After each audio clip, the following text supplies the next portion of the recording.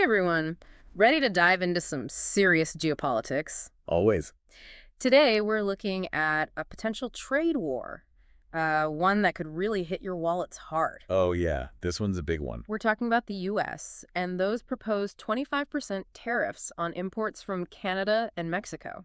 Yeah. And the possible fallout is huge. For sure. And the thing is, these tariffs are being proposed under the USMCA. United States-Mexico-Canada agreement. Right. The Yeah. agreement that was supposed to, strengthen ties between the three countries. Exactly. It's ironic, isn't it? It really is.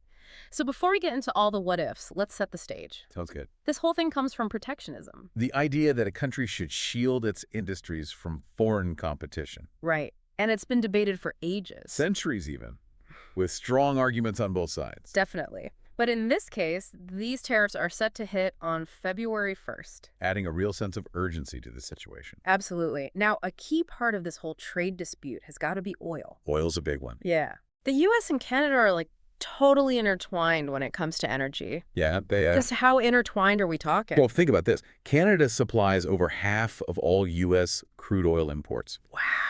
That's a massive 3.8 million barrels every single day. That's incredible. And a lot of U.S. refineries, especially down in the Midwest and the Gulf Coast, they're built to process that Canadian heavy crude. So it's not as simple as just like finding a new supplier. Nope.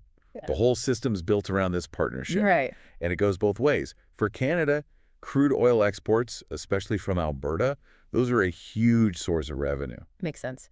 So the big question is, what if Canada uses this to their advantage? What if they just cut off the oil? It'd be a huge power move. What would that even look like for the U.S.? It seems pretty extreme. Oh, it'd be chaotic. You'd see disrupted energy supply chains, prices going through the roof, potential shortages. And states like Michigan, Wisconsin, Minnesota, they rely heavily on Canadian energy. They'd be hit the hardest. That's rough. But wouldn't such a drastic move hurt Canada too? Absolutely. You're talking potential GDP slowdown, job losses in the energy sector, even political friction within Canada itself. How so? Well, Alberta would probably push to keep those exports flowing. Keep the money coming in? Exactly. But the Yeah. federal government, they'd have to balance the economics with the politics of it all. The optics of giving in to U.S. pressure. Exactly. So it's like a high-stakes game of chicken. Both sides have the power to inflict some serious pain. Yeah, it is. And while cutting off oil completely is the nuclear option, it's not the only one Canada's thinking about. Oh, really? They're also looking into targeting tariffs on U.S. goods, Interesting. kind of like what they did back in 2018 when the U.S. put tariffs on their steel and aluminum. Ah, so a tit-for-tat kind of thing? Right. So what kind of products are on the chopping block this time? They're aiming for things that would hit American consumers and businesses directly. Like what? We're talking bourbon, orange juice, even steel again. Oh, wow. Stuff people would really notice. Yeah, it's a way to apply pressure, show they're not messing around.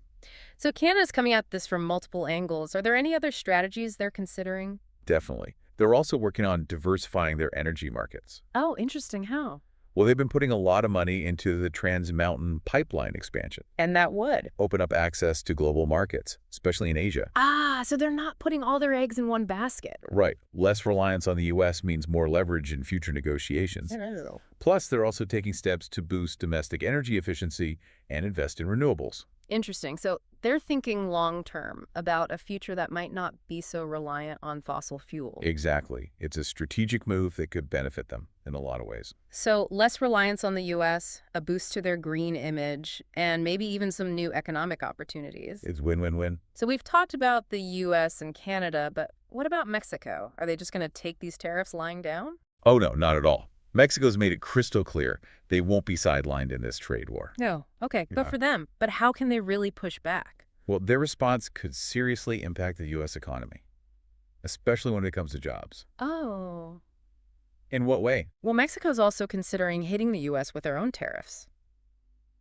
A tit for tat. Okay. And that could really hurt, especially given how interconnected our economies are. Yeah. Especially those supply chains. Right, the supply chains. Can you give me an example of how that would actually play out? Sure. Think about the car industry. Like a car made in the U.S. Yeah. It probably has parts from Mexico, Canada, all over. If tariffs mess with that flow, Uh-oh. you get production delays, costs skyrocket, Yeah. and guess who ends up paying more? The consumer. Us. Exactly. Yeah. And Mexico's even put a number on it. 400,000 potential job losses in the U.S. because of all this. Wow, that's a lot of jobs. So not only could this hurt American workers, but also make things more expensive for everyone. Exactly. It's a lose-lose situation. These decisions have real consequences for people on both sides of the border, for sure. So it's a mess. Everyone stands to lose something. But beyond just fighting back, is Mexico doing anything proactive to deal with this? Oh yeah, they are. They've got this thing called Plan Mexico to boost domestic production. Okay. It's focused on key industries like cars and aerospace, Interesting. a long-term strategy to rely less on the U.S. market, more economic independence. So they're playing the long game. If they depend less on selling to the U.S., they're less vulnerable to this kind of pressure. Exactly. Okay, so we've got three countries. Their economy's all tangled up. Everyone's throwing tariffs around, and they're all doing their own thing. But zoom out for a second. What does this mean for the bigger picture? Could this blow up into a global trade war? That's the million-dollar question a lot of people are asking. If these tariffs go through and Canada and Mexico hit back hard, Uh-huh. it could give other countries ideas. Mm, The ones who've also been on the receiving end of U.S. trade policies, like China, the EU. right. And then you could see this domino effect. Tariffs everywhere, global trade takes a hit, maybe even the whole global economy slows down. So this regional thing could snowball into something way bigger, with unpredictable consequences. Exactly. A lot of unknowns right now. Okay, so we've talked a lot about the economics, but this has got to have social and political ripple effects too, right? Absolutely. This whole thing has stirred up a lot of feelings, especially in Canada. Yeah. There's this feeling that their partnership with the U.S. just doesn't matter anymore, that they're getting a raw deal. Right. It's more than just economics. It is. You know about those Canada's not for sale hats, Oh, yeah, I've seen those. Those are great. right? Well, they were made by some entrepreneur in Ottawa, a kind of tongue-in-cheek response to Trump saying Canada should just become part of the U.S. Oh, right. I remember that. And they've become like a symbol, Of what? Canadian resistance to what they see as economic bullying from the U.S. Wow. It's amazing how something as simple as a hat can become so powerful, a symbol of national pride, unity. It shows that these trade wars, they're not just about numbers and money. They tap into deeper things, national identity, all that. So this could do more than just damage economies. It could really strain relationships and maybe even shift the global power balance. For sure. The world's watching this unfold, and the outcome, well, it could have major consequences way beyond North America. It feels like we're at this tipping point. Like this regional trade spat could spiral into something much bigger. Yeah, it does. Stepping back for a second, though, what does this all tell us about, the bigger trends in global trade, geopolitics, all that? Well, I think it really highlights how the balance of power is shifting globally. Okay. For decades, the U.S. has been the big dog economically, Yeah. calling the shots, shaping global trade. Mm-hmm. But now, Now. we're seeing others step up. China, the European Union, they're asserting themselves more. So are we heading towards a world where power isn't so concentrated, more like spread out? It's definitely possible. And this trade dispute, with everything else that's been going on, it could be a symptom of that shift. Countries are more willing to push back, go their own way, even if it means clashing with the U.S. That makes sense. But how does this affect everyday people? What does this global power shift mean for our lives? Well, in a world that's more and more interconnected, Yeah. what happens on one side of the planet affects us all. Right. These trade wars, they can lead to higher prices, job losses, economic uncertainty. So these big abstract geopolitical things, they actually hit close to home. Exactly. And that's why it's so important to stay informed, to get involved, understand these complex issues so we can make good choices, support policies that encourage cooperation and, help everyone prosper. This whole conversation's been really eye-opening. It shows how fragile that balance between working together and, competing on the world stage can be. It is fragile.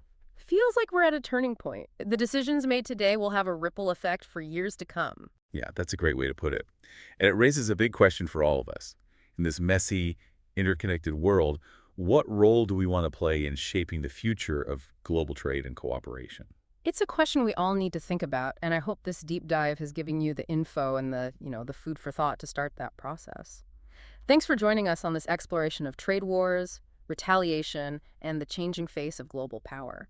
It's been a fascinating discussion. It has. And remember, even with all these challenges on the world stage, there's always hope.